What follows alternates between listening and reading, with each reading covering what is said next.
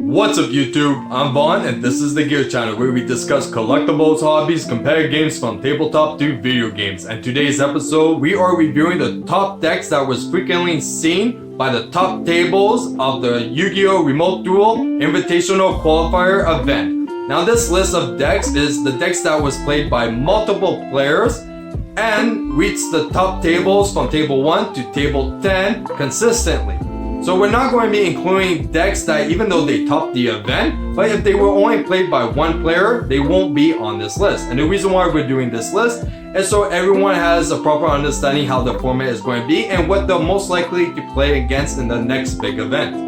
Now for the list. Starting with the least amount of appearances in the top tables is Virtual World.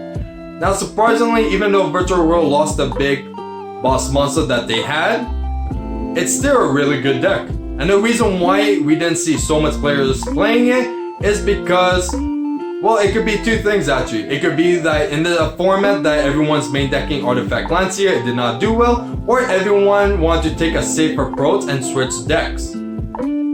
So I'm not saying that the deck is not good for this format, but I'm definitely saying that it's going to have a hard time in it. Now for our next deck that we have that we definitely did not see in a long time, but is the most safest approach when you don't know how the meta is going to be, and that is Dinos. Dinos is very good if you don't know if it's going to be a control environment or a combo environment. So if you don't know how the format's going to be, Dinos is definitely a safe approach. And especially with them main decking 3 Mystic Mine, they definitely have a very good chance in this format. But I would give a tip for all the Dino players. If you are playing against prank kids, do not play Mystic Mine, because if you do, you will get Infinity Loop and you're going to be losing 1500 life points every single turn.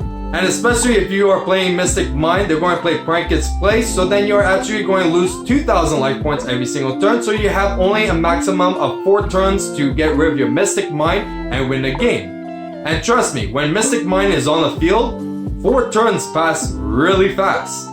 Now for the next deck that we have that was completely not seen at all in the last format is Dragon Lynx. Now surprisingly from the last format, with Dragon Buster Sword being banned, and also with decks making Calamity, Zexo, it was just too hard for Dragon Lynx to make appearances. But since those cards are banned and now they got the Dragon Buster back, they are making a very good comeback. And especially Dragon Lynx does very well against controlled decks because they could do a lot of extensions.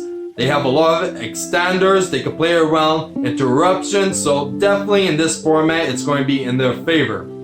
And finally, for the deck that had the most amount of players playing is Dogma Invoke. Now this also includes the Shadow engine in it or without it, if someone was just playing Dogma Invoke with just Schism, or if they had a little bit more extra, we're putting them all in the same pool. The only decks that we're not considering is actual Shadow decks that had a small engine of something else. So Dogma Invoke is definitely making an amazing comeback, and we have not seen so many players playing it since before the pandemic actually.